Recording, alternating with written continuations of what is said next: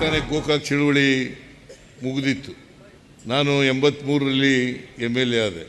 83 ಮೇ ತಿಂಗಳಲ್ಲಿ ಕನ್ನಡ ಕಾವಲು ಸಮಿತಿ ರಚನೆ ಆಯಿತು. ಕನ್ನಡ ಕಾವಲು ಸಮಿತಿಯ ಮೊದಲನೇ ಅಧ್ಯಕ್ಷ ರಾಮಕೃಷ್ಣ ಹೆಗ್ಡೆ ಅವರು ಮುಖ್ಯಮಂತ್ರಿ ಇದ್ದರು. ನನಗೆ ಕರೆದು ಹೇಳಿದರು, ನೀವು ಸ್ವತಂತ್ರರಾಗಿ ಗೆದ್ದು ಬಂದಿದ್ದೀರಿ, ನಿಮ್ಮನ್ನು ಕನ್ನಡ ಕಾವಲು ಸಮಿತಿ ಅಧ್ಯಕ್ಷನನ್ನಾಗಿ ಮಾಡ್ತಾ ಇದ್ದೀವಿ. ಯಾಕಂತಂದರೆ ಗೋಕಾಕ್ ಚಳುವಿಯ ಪ್ರಭಾವ, ಅದರ ಹೋರಾಟ, ಅದರ ಬಿಸಿ ನಮ್ಮ ಮೇಲಿದೆ. ನಾವು ಕನ್ನಡಕ್ಕೆ ಪ್ರಾಧಾನ್ಯತೆಯನ್ನು ಕೊಡಬೇಕು. ಕನ್ನಡ ನಮ್ಮ ಅಗ್ರ ಭಾಷೆಯಾಗಬೇಕು, ಕನ್ನಡ ಆಡಳಿತ ಭಾಷೆ ಆಗಬೇಕು ಅಂತೇಳಿ ನನ್ನನ್ನು ಅಧ್ಯಕ್ಷನನ್ನಾಗಿ ಮಾಡಿದ್ರು. ನಾನು ಹೇಳಿದೆ ರಾಮಕೃಷ್ಣ ಹೆಗ್ಡೆ ಅವರಿಗೆ, ನಾನೇನು ಸಾಹಿತಿನೂ ಅಲ್ಲ, ಕನ್ನಡ MAನೂ ಓದಿಲ್ಲ.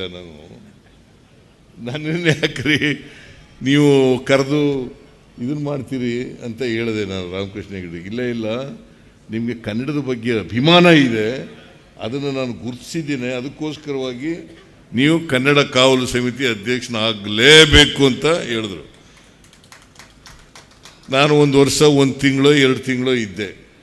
ಹಾಗಾಗಿ ನಾನು ಹೇಳಿದೆ, ನೋಡಿ, ಯಾವುದೇ ರಾಜ್ಯದಲ್ಲಿ ನಮ್ಮ ಮಾತೃಭಾಷೆಯನ್ನು ಕಾಯಲಿಕ್ಕೆ ಒಂದು ಕಾವಲು ಸಮಿತಿ ಅಂತ ಇರಲಿಕ್ಕೆ ಸಾಧ್ಯ ಇಲ್ಲ.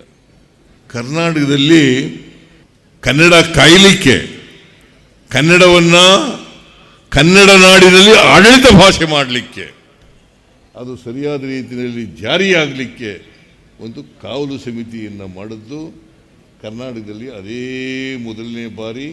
ಈಗ ಅದೇ ಅಭಿವೃದ್ಧಿ ಪ್ರಾಧಿಕಾರ ಆಗಿರ್ತಕ್ಕಂಥದ್ದು. ನಾನು ಅವತ್ತು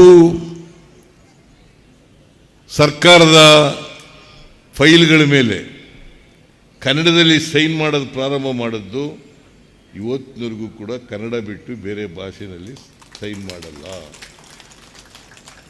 ಟಿಪ್ಪಣಿಗಳನ್ನು ಬರೆಯೋದು ಕೂಡ ಕನ್ನಡದಲ್ಲೇ ಬರೀತೀನಿ. ಹೊರ ರಾಜ್ಯಗಳಿಗೆ ಅಥವಾ ಕೇಂದ್ರ ಸರ್ಕಾರಕ್ಕೆ ಮಾಡ್ತಕ್ಕಂಥದ್ರಲ್ಲಿ ಇಂಗ್ಲೀಷ್ನಲ್ಲಿ ಮಾತ್ರ ಸೈನ್ ಆಗ್ತೀವಿ. ಅದಕ್ಕೆ ನಾವೇನು ಹೇಳ್ತೀವಿ ಅಂತಂದರೆ, ಇಂಗ್ಲೀಷನ್ನು ಕಲಿಬೇಡಿ ಅಂತ ಹೇಳಲ್ಲ, ಅಥವಾ ಇನ್ಯಾವುದೇ ಭಾಷೆಯನ್ನು ಕಲಿಬೇಡಿ ಅಂತ ಹೇಳಲ್ಲ. ಕಲೀರಿ, ಆದರೆ ನಮ್ಮ ಮಾತೃಭಾಷೆ, ಈ ನಾಡಿನ ಭಾಷೆ, ರಾಜ್ಯ ಭಾಷೆ, ಅದಕ್ಕೆ ಅಗ್ರಸ್ಥಾನ ಇರಬೇಕು. ನಾವೆಲ್ಲರೂ ಕೂಡ ಮನೆಯಲ್ಲೂ ಕನ್ನಡದಲ್ಲಿ ಮಾತಾಡಬೇಕು, ಮತ್ತು ಕನ್ನಡದಲ್ಲಿ ವ್ಯವಹರಿಸ್ತಕ್ಕಂಥದ್ದನ್ನು ಕಲ್ತ್ಕೊಂಡು ಮಾಡಿದಾಗ ಮಾತ್ರ ಕನ್ನಡ ಅಬಾಧಿತವಾಗಿ ಅಗ್ರಭಾಷೆ ಆಗಲಿಕ್ಕೆ. ತಾನೇ ಗೋಕಾಕ್ ಚಳುವಳಿ ಮುಗಿದಿತ್ತು. ನಾನು 83ರಲ್ಲಿ MLA ಆದೆ. 83 ಮೇ ತಿಂಗಳಲ್ಲಿ ಕನ್ನಡ ಕಾವಲು ಸಮಿತಿ ರಚನೆ ಆಯಿತು. ಕನ್ನಡ ಕಾವಲು ಸಮಿತಿಯ ಮೊದಲನೇ ಅಧ್ಯಕ್ಷ ರಾಮಕೃಷ್ಣ ಹೆಗ್ಡೆ ಅವರು ಮುಖ್ಯಮಂತ್ರಿ ಇದ್ದರು. ನನಗೆ ಕರೆದು ಹೇಳಿದರು, ನೀವು ಸ್ವತಂತ್ರರಾಗಿ ಗೆದ್ದು ಬಂದಿದ್ದೀರಿ, ನಿಮ್ಮನ್ನು ಕನ್ನಡ ಕಾವಲು ಸಮಿತಿ ಅಧ್ಯಕ್ಷನನ್ನಾಗಿ ಮಾಡ್ತಾ ಇದ್ದೀವಿ. ಯಾಕಂತಂದರೆ ಗೋಕಾಕ್ ಚಳುವಿಯ ಪ್ರಭಾವ, ಅದರ ಹೋರಾಟ, ಅದರ ಬಿಸಿ ನಮ್ಮ ಮೇಲಿದೆ. ನಾವು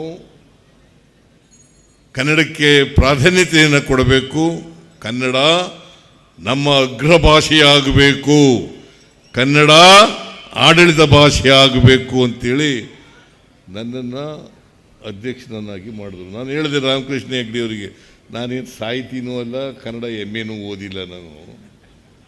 ನನ್ನನ್ನು ಯಾಕ್ರಿ ನೀವು ಕರೆದು ಇದನ್ನು ಮಾಡ್ತೀರಿ ಅಂತ ಹೇಳಿದೆ ನಾನು ರಾಮಕೃಷ್ಣ ಹೆಗ್ಡೆಗೆ. ಇಲ್ಲ, ನಿಮಗೆ ಕನ್ನಡದ ಬಗ್ಗೆ ಅಭಿಮಾನ ಇದೆ, ಅದನ್ನು ನಾನು ಗುರುತಿಸಿದ್ದೇನೆ, ಅದಕ್ಕೋಸ್ಕರವಾಗಿ ನೀವು ಕನ್ನಡ ಕಾವಲು ಸಮಿತಿ ಅಧ್ಯಕ್ಷನಾಗಲೇಬೇಕು ಅಂತ ಹೇಳಿದ್ರು.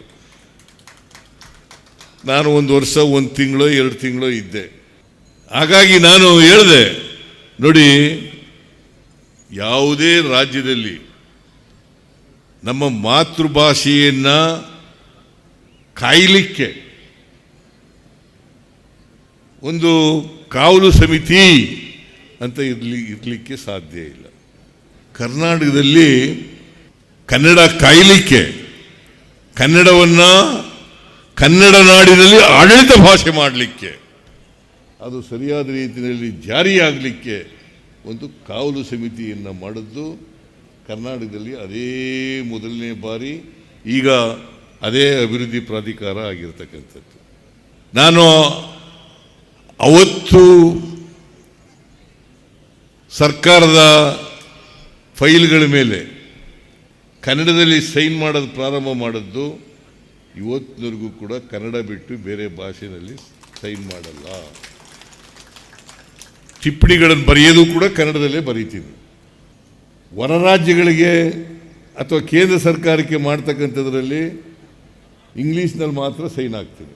ಅದಕ್ಕೆ ನಾವೇನು ಹೇಳ್ತೀವಿ ಅಂತಂದರೆ, ಇಂಗ್ಲೀಷನ್ನು ಕಲಿಬೇಡಿ ಅಂತ ಹೇಳಲ್ಲ, ಅಥವಾ ಇನ್ಯಾವುದೇ ಭಾಷೆಯನ್ನು ಕಲಿಬೇಡಿ ಅಂತ ಹೇಳಲ್ಲ. ಕಲೀರಿ, ಆದರೆ ನಮ್ಮ ಮಾತೃಭಾಷೆ,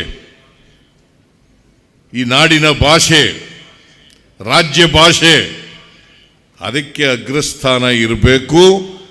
ನಾವೆಲ್ಲರೂ ಕೂಡ ಮನೆಯಲ್ಲೂ ಕನ್ನಡದಲ್ಲಿ ಮಾತಾಡಬೇಕು, ಮತ್ತು ಕನ್ನಡದಲ್ಲಿ ವ್ಯವಹರಿಸ್ತಕ್ಕಂಥದ್ದನ್ನು ಕಲ್ತ್ಕೊಂಡು ಮಾಡಿದಾಗ ಮಾತ್ರ ಕನ್ನಡ ಅಬಾಧಿತವಾಗಿ ಅಗ್ರಭಾಷೆ ಆಗಲಿಕ್ಕೆ ಸಾಧ್ಯ.